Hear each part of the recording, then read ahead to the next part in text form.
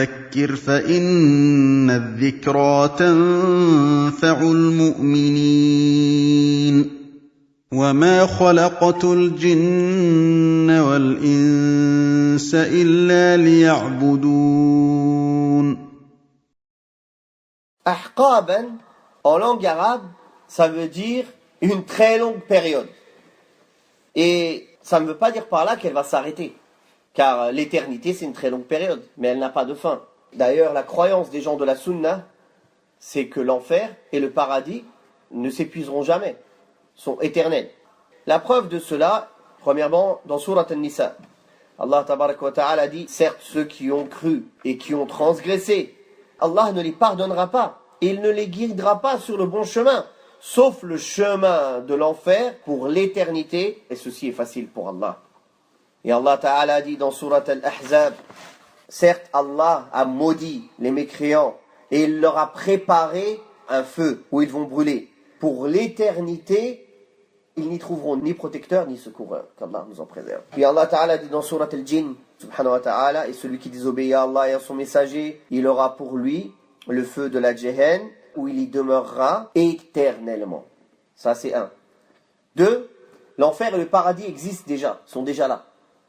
Comme Allah tabaraka wa ta'ala a dit, Allah leur a préparé. Donc elle est déjà préparée. L'enfer est déjà là, le paradis est déjà là. Et la place de chacun est déjà préparée. Comme le prophète sallallahu alayhi wa sallam l'a déjà vu. Dans Salat al-Kusuf, Allah lui a montré l'enfer. Et aussi quand il a fait le Mi'raj, l'ascension nocturne, Allah lui a montré le paradis et l'enfer. Aussi dans le rêve, Allah lui a montré le paradis et l'enfer. Avec les anges qui l'ont accompagné, Jibril et Mikaïl. Et il a vu les gens de l'enfer, comment ils se faisaient châtier. Sachant que les rêves des prophètes, alayhim salam, c'est une révélation. Ce n'est pas comme le rêve d'un être humain basique ou normal. Donc, l'enfer et le paradis sont deux créatures d'Allah, qu'Allah a créées, l'une pour récompenser ses serviteurs pieux, et l'autre pour châtier ses serviteurs désobéissants. Et celui qui entre au paradis n'en sortira plus jamais.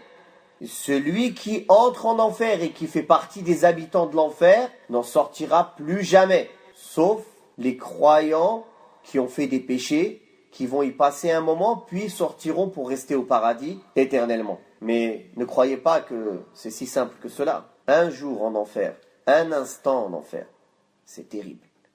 Comme il est venu dans le hadith authentique, dans le récit authentique du prophète sallallahu alayhi wa sallam, où il a dit que si on prenait la personne parmi les gens de l'enfer, qui a joui le plus de ce bas monde, parmi les gens de ce bas monde, qui a eu les plus grands plaisirs que les gens puissent avoir dans ce monde, il sera trempé en enfer, puis ressorti. Et il sera questionné, as-tu déjà connu le délice une fois dans ta vie? Il va dire, Wallahi jamais. Le fait d'avoir été trempé en enfer, ça va lui faire oublier tous les délices qu'il a pu connaître. Tellement l'enfer est terrible.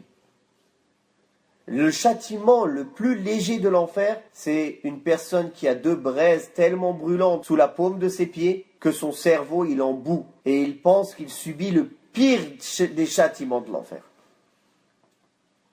Donc les gens qui cherchent à fuir ce monde, tellement ils souffrent dans ce monde, ils sont prêts à se suicider certains. Ils ne savent pas ce que c'est l'enfer. Ils ont fui pour aller dans pire. Qu'Allah nous en préserve. Pourquoi on parle de ce fait ici? Car il faut savoir qu'il a été rapporté, on trouve dans certains livres, que certains parmi les illustres savants de la Sunna ont parlé de ce sujet et se sont trompés sur ce sujet. Ils ont dit que l'enfer ne restera pas éternellement. Mais, alhamdulillah, tous les savants de la Sunna ont répondu à cette erreur et ont éclairci et ont montré toutes les preuves que c'était une erreur. Et subhanallah, ça montre que l'être humain n'est pas parfait. Bien que ce sont, masha'Allah, des montagnes de science, mais il n'y a pas une montagne de science ou un savant sans qu'il n'ait une erreur, où il ne glisse, son pas glisse, car ce n'est pas un prophète ou un messager. Il n'y a que les prophètes et les messagers qui ne se trompent pas et qui ne disent pas d'erreur dans la transmission de l'islam. Walhamdulillah. Car en réalité, si ces grandes montagnes de science ne se faisaient pas d'erreur, les gens ils les auraient pris en adoration en dehors d'Allah. Déjà avec ces erreurs-là, les gens ils les ont pris en adoration en dehors d'Allah. Tellement ils auraient cru qu'ils étaient parfaits. Mais Allah Ta'ala montre que tout être humain est manquant, sauf ceux qu'il a préservés, comme les prophètes et les messagers, alayhim salatu wassalam, de toutes choses qui pourraient remettre en question la véracité de leur message et qui pourraient remettre en question leur moralité, alayhim salatu wassalam, car ce sont les meilleurs des hommes, choisis par Allah subhanahu wa ta'ala. Naam. Labithina fiha ahqaba. Pourquoi on a parlé de ça ici? Parce que ahqaban, en langue arabe, c'est une longue durée, mais ça ne parle pas ici de l'éternité. Mais comment on expliquera ce verset? Le fait de dire une longue durée, ça ne veut pas dire, parce que ceux qui ont dit justement que l'enfer pourrait finir, ils disent une longue durée. Donc ils ont dit si c'est une longue durée, ça veut dire que ça finira un jour. Mais on répondra une longue durée qui ne finit jamais. Car on comprend le Coran par le Coran. Et les versets que j'ai cités tout à l'heure, ce sont des versets clairs, muhkamat, pas des versets équivoques, qui ont besoin d'autres versets pour les expliquer. Le muhkam, il ne peut pas être abrogé. Car ici c'est un khabar, c'est une nouvelle qu'Allah donne. Donc les nouvelles qu'Allah donne, ou son messager sallallahu alayhi wa sallam, ne sont pas abrogées. Car si tu l'abroges, c'est comme si tu dis qu'Allah ment. Les règles religieuses, elles peuvent être abrogées. Allah descend une règle religieuse, puis après il l'abroge. Mais une nouvelle qui parle de l'au-delà ou du passé, ça ne peut pas être abrogé. C'est une vérité. Car si tu dis que c'est abrogé, tu dis que astaghfirullah, Allah il ment. C'est grave de dire ça. Ou le prophète sallallahu alayhi wa sallam il ment. C'est-à-dire il a dit quelque chose qui était faux. Donc quand il s'agit dans le Coran ou la Sunna du prophète sallallahu alayhi wa sallam de nouvelles du passé, ou de nouvelles du futur, ou de nouvelles même dans le présent, quand c'est une information donnée, ça ne peut pas être abrogé.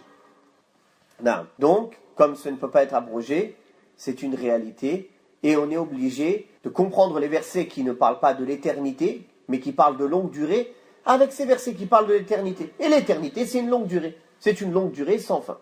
Mais c'est ça la croyance des gens de la Sunna et du consensus. Non. وَقُلْ رَبِّ زِدْنِي عِلْمًا